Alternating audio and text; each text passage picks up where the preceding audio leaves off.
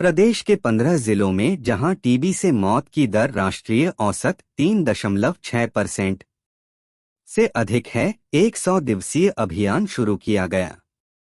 इसमें नए मरीजों की पहचान, संपर्क में रहने वालों की जांच और पुष्टि होने पर इलाज कराया जाएगा।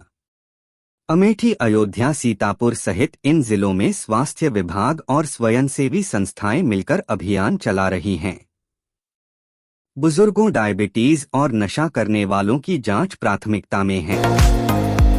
चंदौसी में नगर पालिका ने FR रोड से बिसौली गेट तक सड़क और नाले पर हुए अवैध कब्जों को हटाने के लिए अभियान चलाया। दुकानदारों ने प्रशासन के दबाव में अपने अतिक्रमण खुद तोड़े। जिला न्यायालय परिसर के बाहर चैम्बर हटाने का विरोध कर रहे अधिवक्ताओं की स्टे याचिका खारिज होने के बाद प्रशासन ने चैम्बर खाली कराने का काम शुरू किया। बहुजन समाज पार्टी की प्रमुख मायावती ने संभल हिंसा को लेकर कांग्रेस और समाजवादी पार्टी पर निशाना साधा है।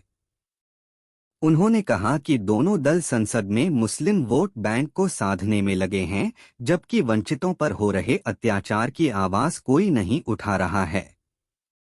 मायावती ने बांग्लादेश में हिंदुओं और वंचितों पर हो रहे अत्याचारों के लिए कांग्रेस को जिम्मेदार ठहराया है। उत्तर प्रदेश में रोजगार के अवसर बढ़ाने के लिए सीएम योगी आदित्यनाथ ने 3 सदस्यीय कार्यकारी समिति का गठन किया है। समिति संस्थानों के प्रतिनिधियों के साथ मिलकर एक ठोस कार्य योजना तैयार करेगी। मुख्यमंत्री ने युवाओं को उद्यमिता की ओर प्रेरित करने और कौशल विकास कार्यक्रमों को प्रभावी बनाने पर जोर दिया है। चिकित्सा, शिक्षा, पर्यटन, निर्माण और विनिर्माण क्षेत्रों में रोजगार की संभावनाओं पर विशेष ध्यान दिया जाएगा।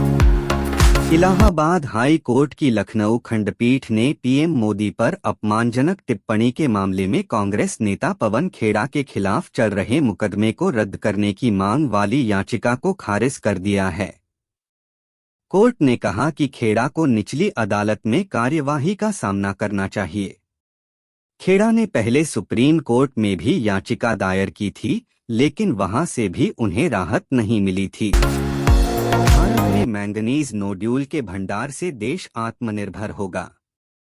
हिंद महासागर में 40 करोड़ मीट्रिक टन पॉलीमेटैलिक नोड्यूल पाए गए हैं, जिनमें मैंगनीज, निकल, कोबाल्ट, तांबा, टाइटेनियम और दुर्लभ पृथ्वी तत्व मौजूद हैं। इन धातुओं का इस्तेमाल इलेक्ट्रिक वाहनों की बैटरी बनाने में होता है। BHU समेत 70 विश्वविद्यालयों के वैज्ञानिक 6 किलोमीटर नीचे तलहटी से मैंगनीज नोड्यूल को निकालने के लिए तकनीकों के विकास पर काम करेंगे। मैनपुरी न्यूज अलावलपुर में समाजवादी पार्टी के राष्ट्रीय महासचिव और सांसद प्रोफेसर रामगोपाल यादव ने स्वर्गीय जगदीश सिंह यादव की प्रतिमा का अनावरण किया। उन्होंने केंद्र और प्रदेश सरकार पर भाईचारे को खत्म करने का आरोप लगाया। इस अवसर पर विधायक किशनी, इंजीनियर ब्रिजेश कठेरिया, पूर्व MLC अरविंद यादव, पूर्व ब्लॉक प्रमुख रामपाल यादव सहित कई गणमान्य व्यक्ति उपस्थित थे। डिजिटल अरेस्ट न्यूज नोएडा में एक युवती तरुणा को साइबर ठगों ने 4 दिन तक डिजिटल अरेस्ट करके 36 लाख रुपए ठग लिए। ठगों ने कोरियर कंपनी कर्मी बनकर उनके आधार कार्ड का दुरुपयोग होने की बात बताई और मुंबई साइबर सेल को कॉल ट्रांसफर कर दी। जांच अधिकारी बनकर पूछताछ की और मां का नाम केस में जोड़ने की धमकी दी। रेलवे स्टेशन पर शुक्रवार की रात उस समय अफरा तफरी मच गई जब प्लेटफॉर्म नंबर 1 पर गोवा एक्सप्रेस के आते ही एक युवक पुल से इंजन पर कूद गया। युवक हाईटेंशन लाइन की चपेट में आकर धू-धू कर जलने लगा और उसकी मौत हो गई। पुलिस ने इंजन पर पड़े युवक को शव को नीचे उतारकर पोस्टमार्टम के लिए भेजा। ब्रजघाट में सोनू शर्मा की हत्या के मामले में चौंकाने वाला खुलासा हुआ है। सोनू की हत्या के पीछे प्रेम प्रसंग का मामला सामने आया है। सोनू का हत्यारोपी अन्नू की पत्नी से प्रेम संबंध रखता था और वह अन्नू की हत्या करके उसकी पत्नी के साथ रहने का सपना देख रहा था। पुलिस ने इस मामले में 2 आरोपियों को गिरफ्तार किया है। 40 साल बाद अमेरिकी संसद में भोपाल गैस त्रासदी का मामला उठा है। इसमें यूनियन कार्बाइड के तत्कालीन सीईओ एंडरसन के प्रत्यर्पण की आवाज उठाई गई है। साथ ही कंपनी को पीड़ितों को मुआवजा देने की मांग की गई। यह भी बताया गया कि कैसे कंपनी ने मानवीय संवेदनाओं की अनदेखी की। प्रस्ताव में 3 दिसंबर को राष्ट्रीय रासायनिक आपदा जागरूकता दिवस मनाने का प्रस्ताव है। एक स्विस एयरलाइंस में एक कपल का सेक्स करते हुए वीडियो वायरल हो गया। बताया जा रहा है कि क्रू मेंबर्स की ओर से ये वीडियो रिकॉर्ड किया गया और सोशल मीडिया पर अपलोड कर दिया गया। कपल अपनी फर्स्ट क्लास सीटों से उठकर फॉरवर्ड गैली में गए थे। उसी जगह पर कपल की निजी पलों को कैमरे में कैद कर लिया गया। महादेव ऐप के इस प्रवर्तन निदेशालय ने 2295.61 करोड़ की संपत्ति जब्त करने के बाद 5 दिसंबर को 387 करोड़ की संपत्ति और कुर्क की है। यह संपत्तियां मध्य प्रदेश, मुंबई और छत्तीसगढ़ में जब्त की गई है। सट्टेबाजी मामले में प्रवर्तन निदेशालय ने अब तक 11 लोगों को गिरफ्तार किया है। इसके अलावा 2 आरोप पत्र भी दाखिल किए जा चुके हैं। Jaishankar on terrorist attack. Jaishankar ने कहा कि भारत इस समय बदलाव के दौर से गुजर रहा है। एक तरफ यह अपनी परंपराओं को लेकर प्रतिबद्ध बना हुआ है, तो दूसरी तरफ भविष्य की ओर देखने के लिए तकनीक का इस्तेमाल कर रहा है। जयशंकर ने कहा कि आज हम आतंकवाद का जिस तरह से जवाब दे रहे हैं, वो बदलाव को दिखाता है। केंद्र सरकार ने देश में 85 केंद्रीय विद्यालयों और 28 नए नवोदय विद्यालयों को खोलने की घोषणा की है। सर्वाधिक 13 केंद्रीय विद्यालय जम्मू कश्मीर में खोले जाएंगे। जिन 28 नए नवोदय विद्यालयों को खोलने की घोषणा की गई है, उनमें सबसे अधिक 8 नवोदय विद्यालय अरुणाचल प्रदेश में खोले जाएंगे। पीएम मोदी की अगुवाई में शुक्रवार को हुई कैबिनेट बैठक में यह अहम फैसला लिया गया है। मणिपुर के इम्फाल पूर्वी जिले में सुरक्षा बलों और उग्रवादियों के बीच गुरुवार रात को मुठभेड़ हुई। इस दौरान करीब 1 घंटे तक कई राउंड फायरिंग हुई। हालांकि फायरिंग में किसी के हताहत होने की खबर नहीं है।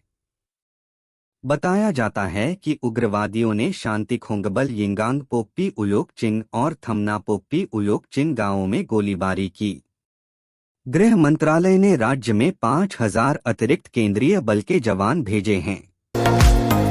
भारत ने जैश-ए-मोहम्मद (जेएम) प्रमुख मसूद अजहर पर पाकिस्तान के दोगलेपन की आलोचना की और इस्लामाबाद से संयुक्त राष्ट्र द्वारा नामित आतंकवादी के खिलाफ कड़ी कार्रवाई करने की मांग की। विदेश मंत्रालय की यह टिप्पणी शुक्रवार को अजहर द्वारा पाकिस्तान के बहावलपुर में सार्वजनिक भाषण देने की खबरों के बाद आई है।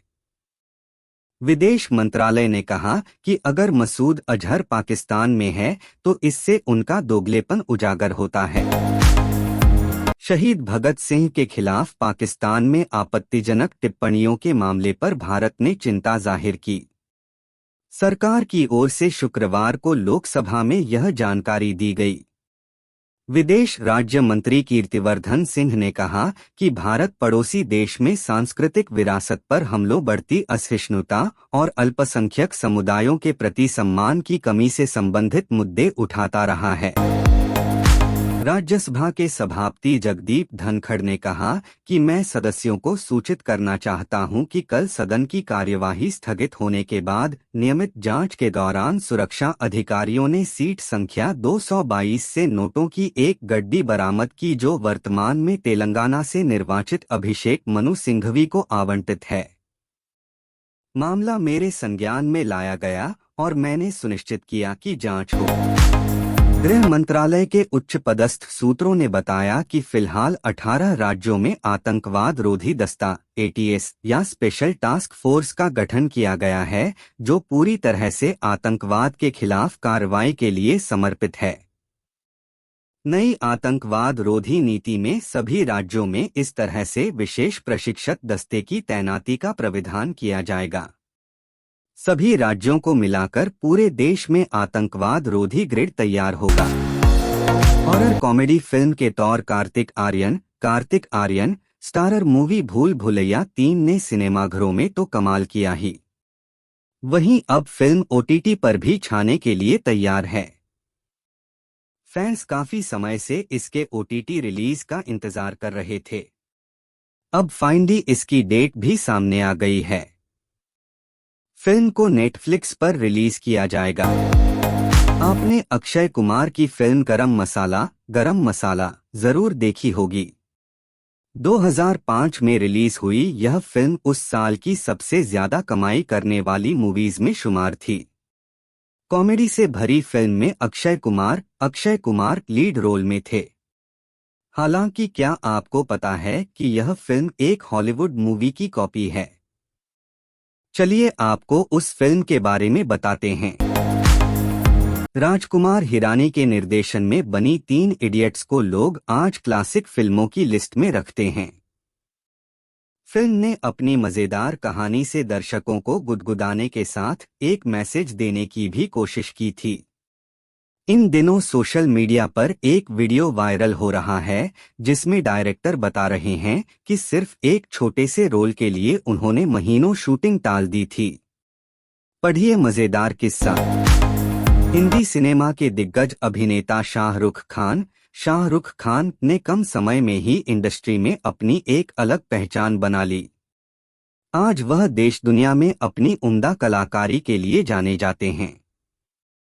जल्द ही उनकी film Mufasa The Lion King release हो रही है। इस बीच अभिनेता ने खुद को आधा अनाथ बताया है। जानिए उन्होंने और क्या कहा।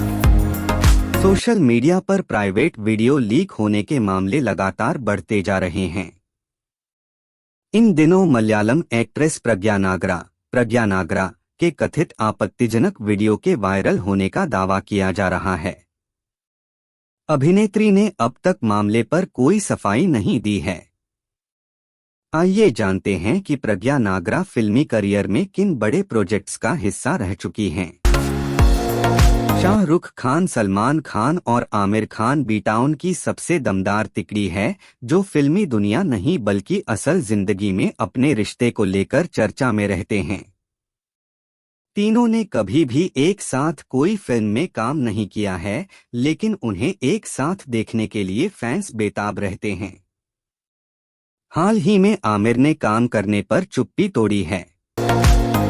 साउथ अफ्रीका के तेज गेंदबाज डेन पैटरसन ने 5 विकेट लेकर इतिहास रच दिया। श्रीलंका के खिलाफ दूसरे टेस्ट की पहली पारी में डेन पैटरसन 35 साल से ज्यादा की उम्र में 5 विकेट लेने वाले तीसरे साउथ अफ्रीकी गेंदबाज बने।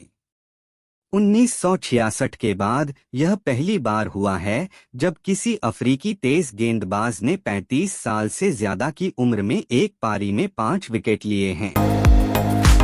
भारतीय क्रिकेट टीम और ऑस्ट्रेलिया क्रिकेट टीम के बीच एडिलेड ओवल में खेले जा रहे दूसरे टेस्ट के दूसरे दिन का खेल खत्म हो गया है। स्टंप तक भारत ने दूसरी पारी में 5 विकेट के नुकसान पर 128 रन बना लिए हैं। भारतीय टीम अभी भी ऑस्ट्रेलिया से 29 रन पीछे है। पहले दिन स्टंप तक ऑस्ट्रेलिया का स्कोर 1 विकेट के नुकसान पर 86 रन था। मोहम्मद शमी के जल्द ही ऑस्ट्रेलिया जाने की संभावना नहीं है।